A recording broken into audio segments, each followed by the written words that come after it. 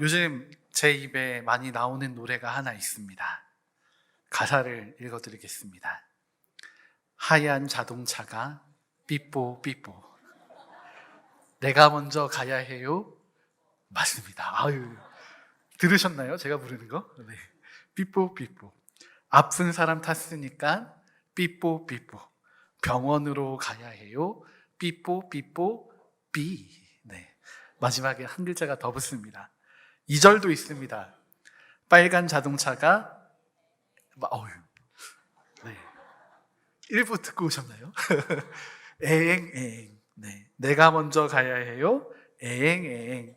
불났어요. 불났어요. 에엥 에엥. 불을 끌어 가야 해요. 에엥 에엥. 맞습니다. 앵이 붙습니다. 네, 병원차와 소방차라는 노래입니다. 응급하고 긴급한 사이렌 상황에서 사이렌과 또 경광등을 켜고 달리는 이 병원차와 소방차에 대해서 아이들에게 쉽게 다가갈 수 있도록 만들어진 노래입니다. 이 노래가 제 입에 요즘 많이 불리고 있습니다. 물론 알아듣진 못합니다. 네, 저 혼자 부르는 거라서 가끔 현타가 올 때도 있습니다. 그런데 이 노래를 부르다 보니까 조금 묵상되는 것이 있었습니다. 바로 병원차와 소방차가 내는 사이렌 소리였습니다. 이 소리들은 도로 위에서 앞차들에게 현재의 상황을 가장 확실하게 알려주는 수단이 됩니다. 긴급한 상황, 비상 상황이 발생했다는 것입니다.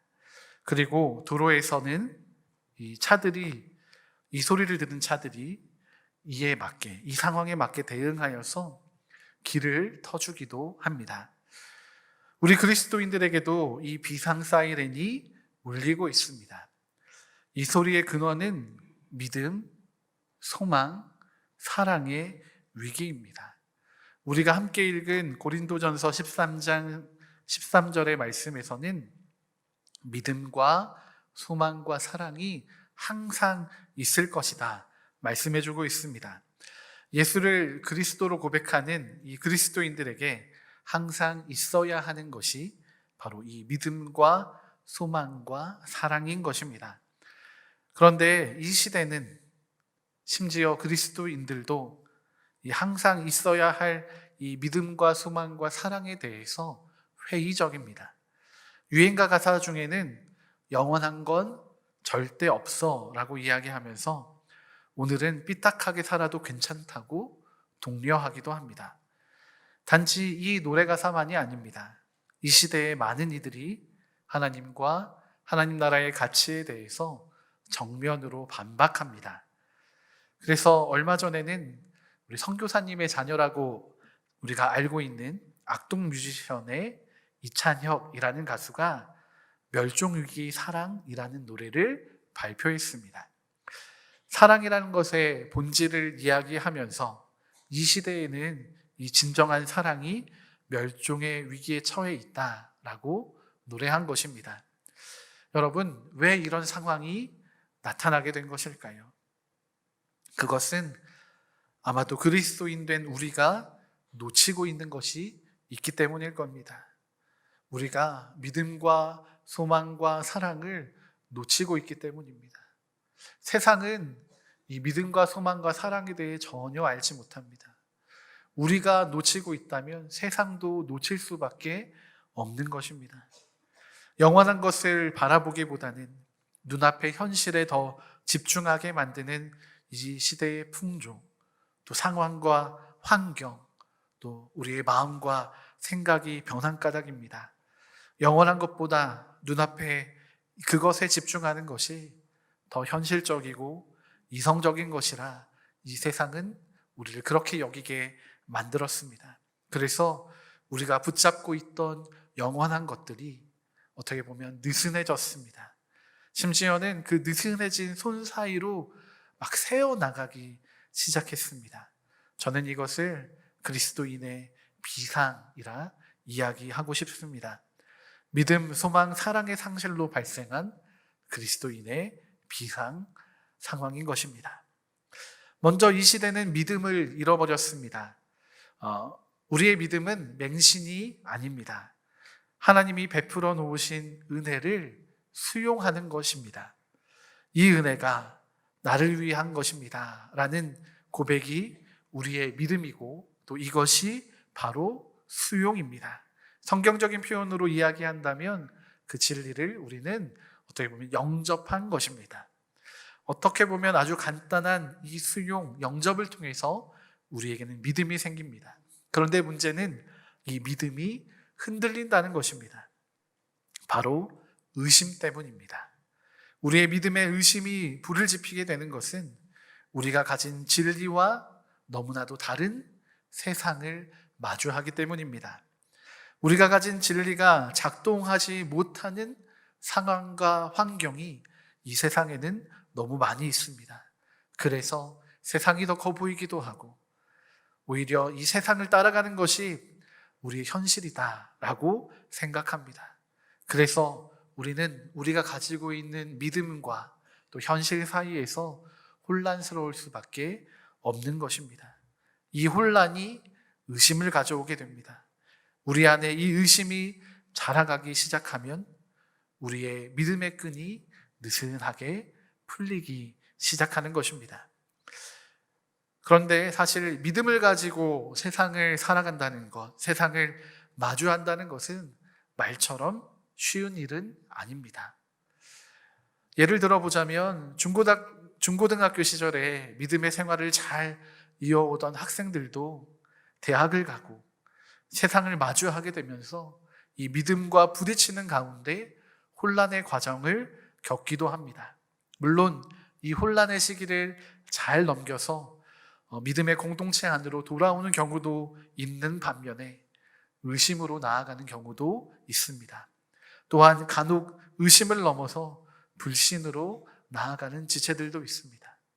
비단 이런 학생들의 예뿐만이 아니라 우리의 삶에서 이미 우리는 많이 부딪힘을 경험했습니다. 우리가 가진 믿음이 세상과 부딪히고 세상과 반하는 경험을 참 많이 했습니다. 세상은 우리를 의심케 합니다. 하나님의 진리가 완전하지 못하다고, 세상 모든 것에 적용되지 못한다고 이야기합니다. 그래서 최소 2000년 전 이전에 끝나버린 전설 속의 이야기처럼 이 성경의 말씀들을 치부하게 됩니다. 여러분, 그런데 이 믿음의 출처는 무엇으로부터입니까? 로마서 10장 17절은 이렇게 이야기합니다. 우리가 함께 봉독해 보겠습니다. 시작. 그러므로 믿음은 들음에서 나며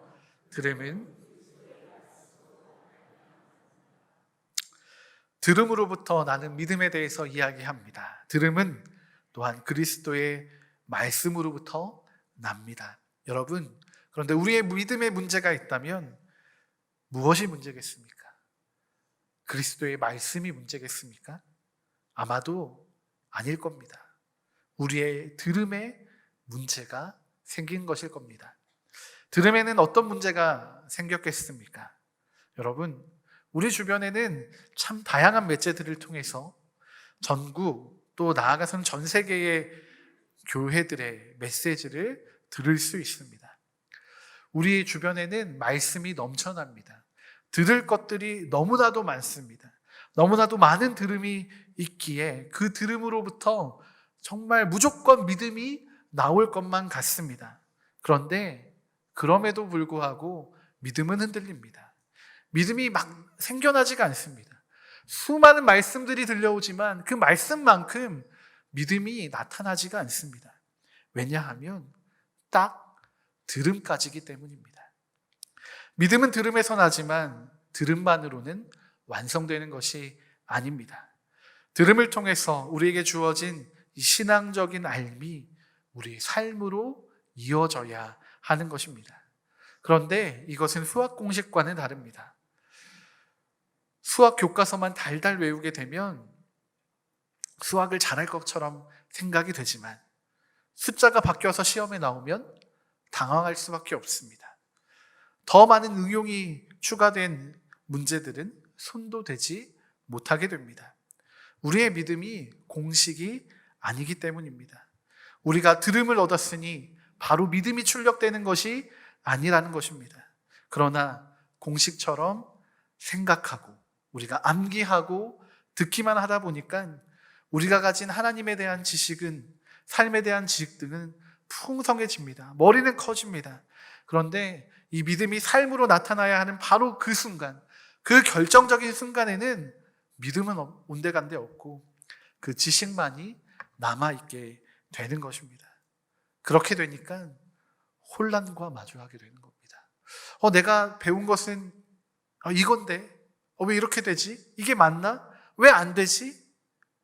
이 혼란으로 인해서 우리가 의심으로 나아가게 되는 것입니다. 믿음은 알므로만 완성되지 않습니다. 여러분, 많은 것을 들으려고만 하지 마십시오. 우리의 삶으로 살아내고 나타내시기를 훈련하시기 바랍니다. 우리에게는 더 많은 진리가 필요한 것이 아닙니다. 이미 오래전에 들었던 그 진리, 그 복음이 어쩌면 지금 먼지 쌓인 채로 내 안에 그대로 남아있는지도 모르겠습니다. 이제 그 먼지를 떨어내고 그 말씀을, 그 진리를 하나라도 우리 삶으로 살아내는 실천이 필요한 것입니다. 그것을 통해 우리의 믿음이 나타나게 되는 것입니다.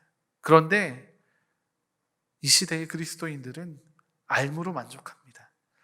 무언가를 깨닫게 되는 것이, 아하, 이것이구나 하고 깨닫게 되는 것이 나를 변화시킬 것이라고 생각합니다.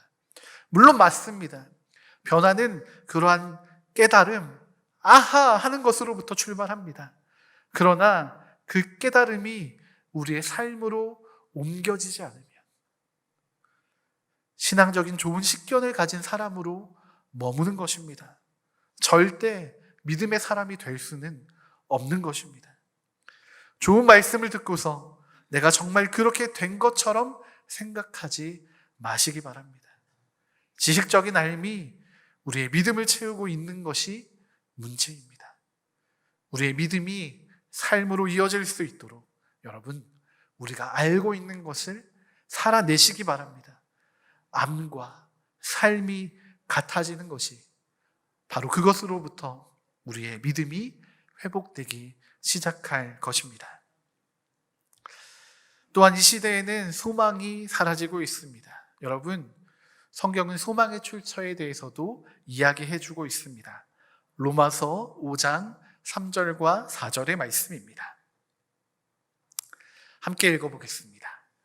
다만 이뿐 아니라 우리가 환난 중에도 즐거워하나니 이는 환난은 인내를, 인내는 연단을, 연단은 소망을 이루는 줄 알미로다. 아멘. 소망은 단순하게 희망하는 것이 아닙니다.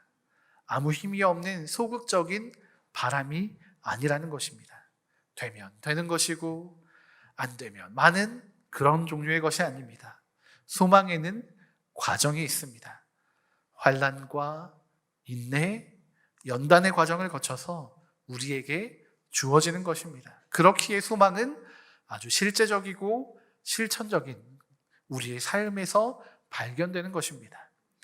로마서의 말씀은 환난에서부터 시작하고 있습니다. 그러나 그 소망의 근원이 환난이다라고 이야기할 수는 없습니다. 왜냐하면 소망은 하나님께 있는 것이기 때문입니다.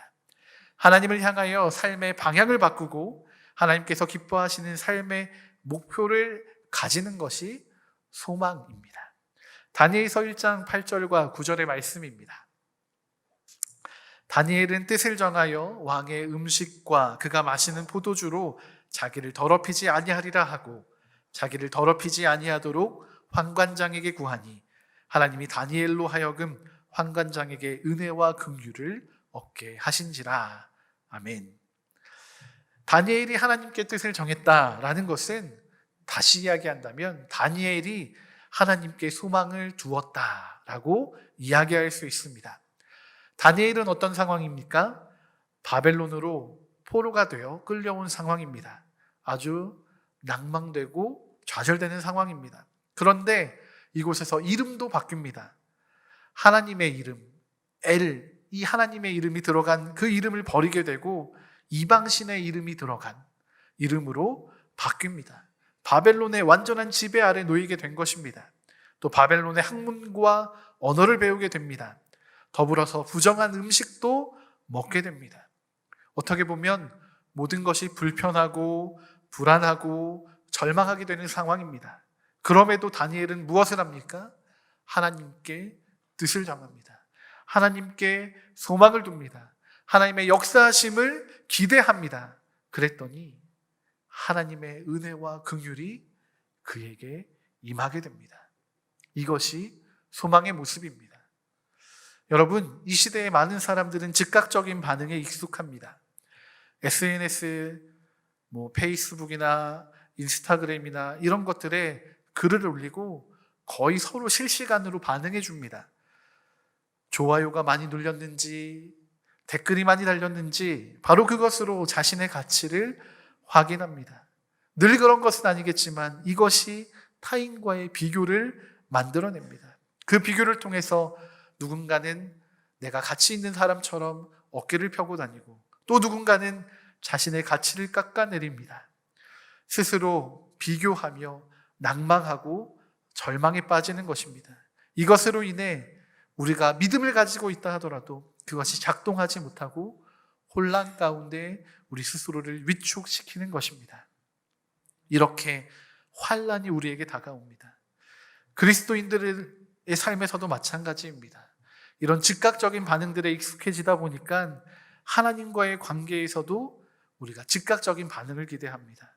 하나님이 슈퍼히어로처럼 우리가 어려움에 빠졌을 때 도와줘요 슈퍼맨 하는 것처럼, 그러면 바로 그가 나타나서 눈에서 레이저를 쏘고 막 날아다니면서 그 어려움을 해결해 주듯이 하나님이 나의 어려움을 해결해 주시고 나의 삶에 역사해 주시기를 기대합니다. 이것이 소망이라고 생각합니다. 여러분, 세상의 영향력을 그대로 받으면서 하나님을 기다리지도 못합니다. 하나님께 뜻을 정하지도 못합니다. 하나님이 기뻐하시는 삶을 살아내지도 못하고 그것을 꿈꾸지도 못합니다. 그러면서 나는 하나님을 소망합니다라고 이야기합니다. 여러분, 소망은 분명 환난 속에서 빛을 발합니다. 환난 속에서 이 소망이 우리를 이끌어 가기 때문입니다. 그러나 이 소망은 그저 환난의 순간에만, 어려움의 순간에만 나타나는 것이 아닙니다. 무조건 나타나는 것이 아닙니다. 그 환난 가운데 우리가 인내할 때, 그 인내를 통해 훈련받고 연단될 때, 그래서 우리 안에 이 내면이 더욱 단단해져 가고 그 단단함이 소망이란 열매로 비로소 맺어지게 되는 것입니다. 무조건 참는 것이 아니라 그 모든 상황을 주관하시는 하나님을 바라보는 것입니다. 이 소망이 우리에게 흔들리지 않는 편안함을 가져다 줍니다. 다니엘에게 그러했고 성경의 수많은 믿음의 선배들에게 그러했습니다. 소망 가운데 있던 믿음의 선배들은 잠잠히 하나님을 바라봅니다. 하나님의 응답이 없는 그 순간에도 하나님을 기대하고 소망합니다. 그래서 흔들리지 않고 좌절하지 않고 낭망하지도 않습니다. 여러분, 이 시대의 그리스도인들에게 비상 사이렌이 울리고 있습니다. 소망을 잃어버렸습니다. 소망의 근원이 되시는 하나님보다 더 크게 여기고 더 가깝게 여기는 것들이 많이 있습니다. 사람들의 이야기, 이 시대의 사상들, 돈과 명예, 권력 등이 하나님보다 더 크게 여겨집니다. 그것을 가지지 못해서 한탄합니다. 그것이 없어서 내가 절망에 빠져 있는 것처럼 생각합니다. 그것을 갖기만 하면 내 모든 문제가 해결될 것이라고 소망합니다. 그런데 더 슬픈 것은 이렇게 하나님보다 세상을 더 크게 여기면서 하나님께 나아가 기도한다는 것입니다. 어떻게 하나님을 바라보지 않으면서 하나님께 기도할 수 있습니까? 좌절과 낭망을 하면서도 하나님을 바라보며 소망할 수 있습니까? 하나님을 하나도 신뢰하지 않으면서 하나님께 기도할 수 있습니까? 그러면서 내가 하나님을 소망한다고 이야기할 수 있습니까? 소망이 망가졌습니다. 정말 비상사태가 벌어졌습니다. 여러분, 우리는 정말 하나님을 소망하고 있습니까? 이 세상보다 크신 그 하나님을 바라보고 계십니까? 여러분, 하나님을 알지도 못하면서 하나님께 뜻을 정하지도 않고서 하나님과 아무런 관계도 없이 하나님께 기도하는 것, 어떻게 보면 그냥 무작정 떼쓰는 것과 다르지 않습니다. 여러분, 하나님을 실제로 경험하셔야 합니다. 하나님을 경험하고 아셔야 합니다. 그 하나님의 얼굴을 보셔야 하고 하나님 그 놀라운 능력을 바라보셔야, 경험하셔야 합니다. 하나님의 얼굴과 손을 구하며 그것으로 소망하셔야 합니다. 우리의 소망은 하나님이 계시기에 존재할 수 있는 것입니다. 하나님이 계시기에 우리는 환난 가운데에도 인내할 수 있고 그 인내가 우리를 연단하여 소망으로 이끌어 가는 것입니다. 예수님께서도 살아계신 하나님을 바라보며 오늘의 일용할 양식을 구하라 하셨습니다. 하나님을 바라보고 하나님의 얼굴과 손을 구하며 하나님의 약속을 기다리는 것, 그렇게 겸손히 하나님을 의지하는 것이 바로 소망입니다. 오늘 이 소망이 우리의 삶에 회복되는 은혜가 있기를 소망합니다. 이 시대는 또한 사랑의 비상이 걸려 있습니다. 여러분, 사랑의 출처가 무엇인지 우리가 함께 말씀을 통해 확인하겠습니다. 요한일서 4장 7절과 8절의 말씀을 우리가 함께 봉독합니다. 사랑하는 자들아, 우리가 서로 사랑하자. 사랑하는 자마다 하나님으로부터 나서 하나님을 알고 사랑하지 아니하는 자는 하나님을 알지 못하나니 이는 하나님은 사랑이심이라. 아멘. 사랑의 출처는, 사랑의 근원은 바로 하나님이십니다. 사랑하지 않는 자들은 하나님을 알 수가 없습니다. 이 시대에 많은 이들이 하나님을 알지 못함은 그들이 사랑 가운데 있지 않기 때문, 또한 이 사랑을 제대로 누리지 못하기 때문입니다. 그들은 이렇게 잘못된 사랑을 가지고 살아갑니다. 이들의 사랑은 나를 위한 것입니다. 나의 만족, 나의 욕구를 충족시키는 것이 사랑이라고 이야기합니다. 그런데 성경은 이것이 사랑이 아니다라고 이야기합니다. 참된 사랑은 무엇인지 우리는 다시 배워야 합니다. 고린도전서 13장 4절과 5절의 말씀도 우리가 함께 읽어보겠습니다. 함께 봉독합니다. 사랑은 오래 참고 시기하지 아니하며 사랑은 자랑하지 아니하며 교만하지 아니하며 무례히 행하지 아니하며 자기의 유익을 구하지 아니하며 성내지 아니하며 악한 것을 생각하지 아니하며. 아멘. 이 말씀을 가만히 살펴보면 사랑은 자기 희생과 헌신이라는 것을 우리가 확인하게 됩니다. 그런데 이 사랑과 정반대되는 사랑의 모습으로 이 시대의 많은 이들이 사랑하며 살아갑니다. 자기 만족으로, 자기 채움으로 나를 위한 사랑을 갈구하며 살아갑니다. 나를 위하지 않으면 사랑이 아니라고 생각합니다. 나를 사랑한다면, 너 나 사랑한다며 그럼 당연히 나를 위해 헌신해야지 주장하고 요구합니다. 얼마 전 TV 프로그램 하나를 봤습니다. 이혼 숙녀 캠프. 네, 아시는 분들도 계시죠? 그것을 보는데 참 사랑이 깨어졌구나 보게 됩니다. 각자가 가지는 감정이 있고 그 감정대로 살아갑니다. 그 감정에 충실하다 보니 본능대로 살아갑니다. 그 본능이 서로 부딪힙니다. 본능과 본능이 부딪히고 감정과 감정이 부딪히고 영혼과 영혼이 부딪혀 깨어지고 파괴됩니다. 그러면서도 그 깨어진 관계 가운데에서도 조그마한 사랑의 흔적을 얻고 싶어 합니다. 깨어진 관계 안에서도 그 사랑을 갈구하는 마음이 여전히 남아있는 것입니다. 사랑은 깨어졌는데 여전히 사랑받고 싶어 합니다. 이해할 수 없는 이 사랑의 모습이 이 시대의 사랑의 모습인 것입니다. 그런데 문제는 이런 이 시대의 사랑의 모습에 수많은 그리스도인들이 영향받고 있습니다. 이 어긋난 사랑이 우리에게도 영향을 줍니다. 성경은 서로 사랑하라고 이야기했는데 우리는 사랑하면서도 대가를 바랍니다. 내가 이만큼 했으니까 너도 이만큼 해야지. 이렇게 서로 사랑이 어긋나 버립니다. 서로 사랑이 아니라 서로 미움이 되어 버립니다. 그리고 또 그 사랑에 선을 그어 버립니다.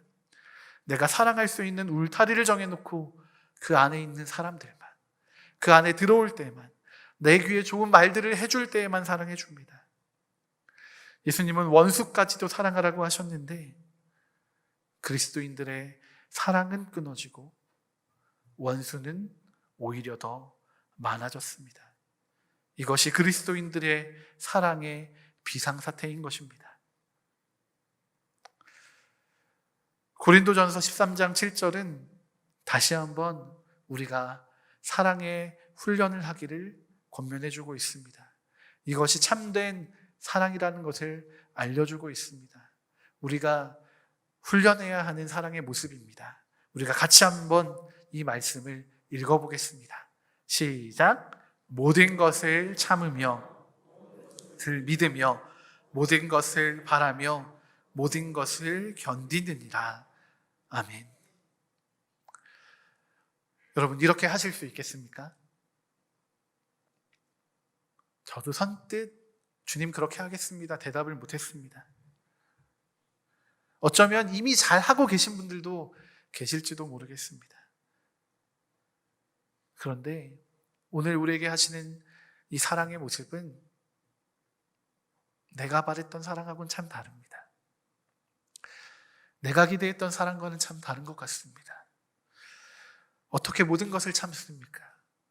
내가 정말 사랑받는다면 내가 참기 전에 알아서 채워주셔야죠. 모든 것을 어떻게 믿습니까?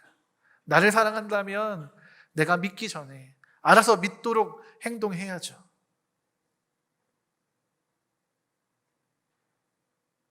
그런데 하나님은 이것이 사랑이다 말씀하십니다. 모든 것을 참고 모든 것을 믿고 모든 것을 바라고 모든 것을 견디랍니다. 참 불가능할 것 같습니다. 그러나 하나님의 말씀 가운데 우리가 지킬 수 없는 것은 아무것도 없는 줄로 믿습니다. 다만 우리의 힘으로 하려고 하다 보니까 어려운 것입니다. 여러분, 하나님의 사랑을 더 많이 누리시기 바랍니다. 하나님의 사랑을 더 많이 경험하시기 바랍니다. 우리를 위해 모든 것을 참으시고 믿으시고 바라시고 견뎌내신 그 하나님의 사랑을 기억하시고 그 사랑을 다시 한번 누리시기 바랍니다. 그렇게 하실 때 우리 안에 사랑이 회복될 줄로 믿습니다. 우리도 그 사랑의 삶을 살아갈 힘을 얻게 될 줄로 믿습니다. 오늘 우리는 비상 상황에 처해 있습니다. 믿음과 소망, 사랑, 영원해야 할 것이 흐려지고 있습니다. 느슨해지고 있습니다. 그러나 분명한 사실은 이 모든 것이 우리 안에 이미 있습니다. 우리 안에 믿음과 소망과 사랑이 존재하고 있습니다. 다시금 우리가 나사를 조이고 느슨해진 끈을 팽팽하게 다잡아야 할 때입니다. 그렇게 할 때 우리 안에 하나님으로부터 주어지는 참된 믿음, 참된 소망, 참된 사랑이 회복될 것입니다. 그리고 그리스도인들이 또 교회가 비상 사이렌을 울리는 것이 아니라 다시 한번 비상하게 될 줄로 믿습니다. 이 시간 우리가 함께 기도하기 원합니다. 위기는 기회입니다. 위기를 통해 우리는 새로움을 입을 수 있습니다. 오늘 우리에게 주신 말씀을 기억하시면서 그리스도인의 비상이 비상으로 변화되는 비상이 되기를 소망합시다. 좀 헷갈리시죠? 네. 그래도 다 아시죠? 네. 내가 회복해야 할 믿음, 소망, 사랑을 하나님께 간절히 구하며 나가기를 원합니다. 그렇게 내가 회복되기 시작할 때 우리 부산진 믿음의 공동체가 또 그리고 우리의 소그룹들이 온전하게 회복될 것을 믿습니다. 그것을 소망하며 이 시간 우리가 함께 기도하며 나아가시도록 하겠습니다.